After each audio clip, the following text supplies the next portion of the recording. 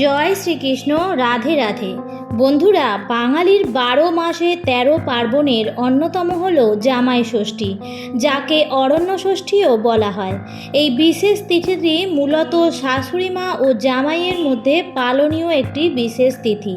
মূলত বাঙালিদের অন্যতম একটি সামাজিক প্রথা হিসেবে জামাই ষষ্ঠী পালিত হয়। জামাইয়ের মঙ্গল কামনা করে পালন করা হয় এই তিথি, আর তারই সঙ্গে চলে উপহার আদান প্রদান। বাংলার 16ই জ্যৈষ্ঠ 1432, ইংরেজির 1 জুন 2025 রবিবার দিন পবিত্র জামাই ষষ্ঠী ব্রতের দিন। এই দিনে আমরা দেখি যে প্রত্যেক বাঙালি ঘরেই তাদের মেয়ে জামাইকে আমন্ত্রণ করে নিয়ে এসে ভালো ভালো খাবার তাদের খাওয়ানো হয়। কিন্তু শাস্ত্রে এই জামাই ষষ্ঠীর দিনের বিশেষ মাহাত্ম্য বর্ণনা করা হয়েছে। জামাই ষষ্ঠীর মতো শুভ দিনে কোন কোন কাজ করা উচিত এবং কোন কোন কাজ করা একদমই উচিত নয়। বিশেষ একটি খাবার, যে খাবারটি এই শুভতম দিনে খাওয়া একদমই উচিত নয়, সেই বিষয়ে আজকের ভিডিওতে জানানো হবে। নমস্কার বন্ধুরা, ভক্তিমূলক কথা চ্যানেলে জানাই আপনাদের সকলকে স্বাগত। বন্ধুরা, আশা করছি ঈশ্বরের আশীর্বাদে আপনারা প্রত্যেকেই ভালো আছেন এবং সুস্থই আছেন। বন্ধুরা, এই অরণ্য ষষ্ঠী বা জামাই ষষ্ঠীর মাহাত্ম্য কী তা প্রত্যেকেরই জানা উচিত। 2025-এর জামাই ষষ্ঠী তিথি পড়েছে 1 জুন, অর্থাৎ বাংলার 17ই জ্যৈষ্ঠ রবিবার দিন। পঞ্জিকা মতে ভারতের সময় অনুযায়ী ষষ্ঠী তিথি পড়েছে 31শে মে রাত 12:34 থেকে। আর এই ষষ্ঠী তিথি থাকবে 1 জুন রাত 12:08 পর্যন্ত। তো উদয়া তিথি অনুসারে জামাই ষষ্ঠীর ব্রত আপনাদের রাখতে হবে ইংরেজির 1 জুন, অর্থাৎ 17ই জ্যৈষ্ঠ রবিবার দিন। বন্ধুরা, অরণ্য ষষ্ঠীর কাহিনী কেবল একটি পৌরাণিক গল্পই নয়, এটি শিক্ষা দেয় সত্য, ন্যায় এবং আত্মশুদ্ধির পথ।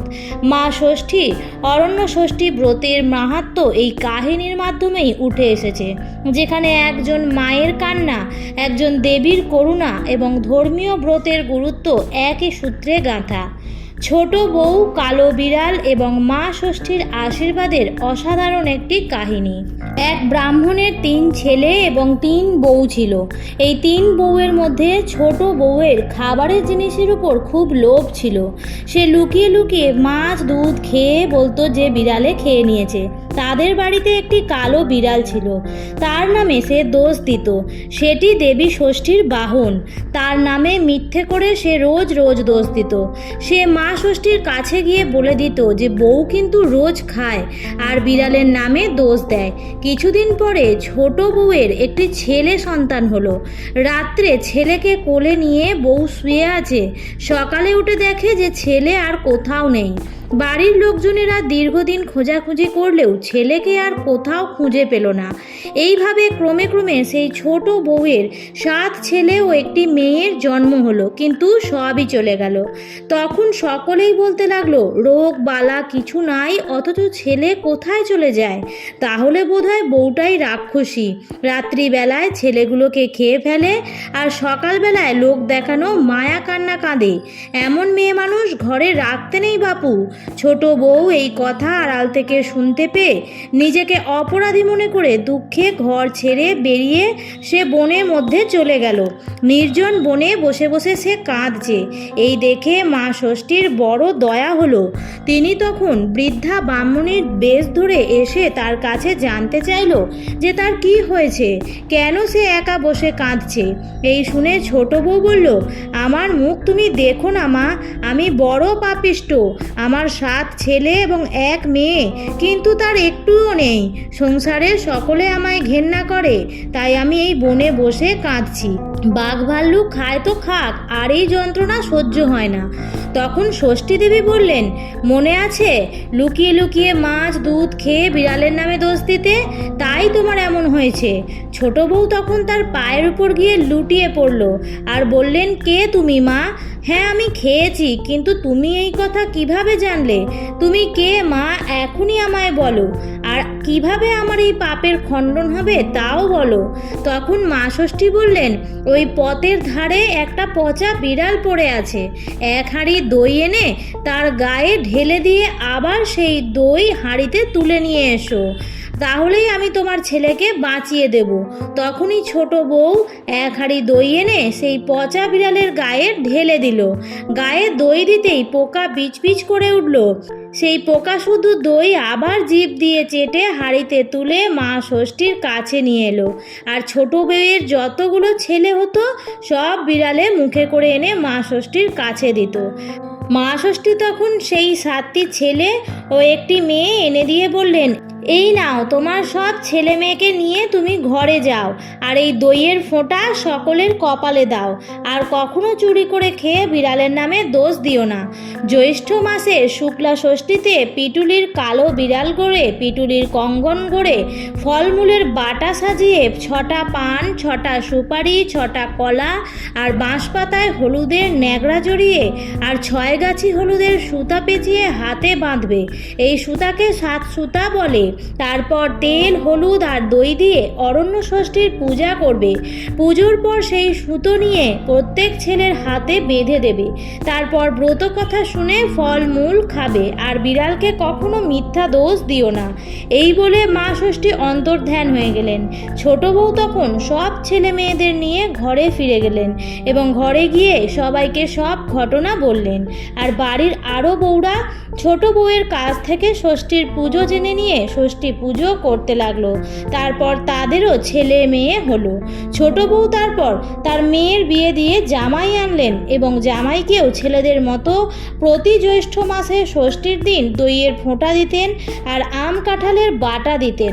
এই দেখে তার জায়েরাও ছেলেদের মতো করে তাদের জামাইদেরকেও বাটা দিতে লাগলো। ক্রমে ক্রমে এই দিনটি জামাই ষষ্ঠী বা ষষ্ঠী বাটা কথা হয়ে উঠল। চারিদিকে এই কথা ছড়িয়ে পড়ল এবং তারপর সবাই এই মা ষষ্ঠীর পূজা করতে লাগলো। এইভাবেই অরণ্য ষষ্ঠীর পূজা পৃথিবীতে প্রচার হলো। এই ব্রত পালন করলে মা তার সন্তানদের রক্ষা করেন এবং পরিবারের মঙ্গল হয়।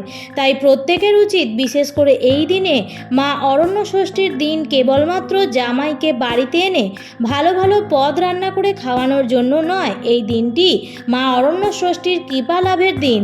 যাদের পুত্র সন্তান নেই তারাও যদি এই দিনে ব্রত করে মা ষষ্ঠীর কাছে প্রার্থনা করে তাহলে ষষ্ঠী মায়ের কৃপায় তারাও পুত্র সন্তান লাভ করে।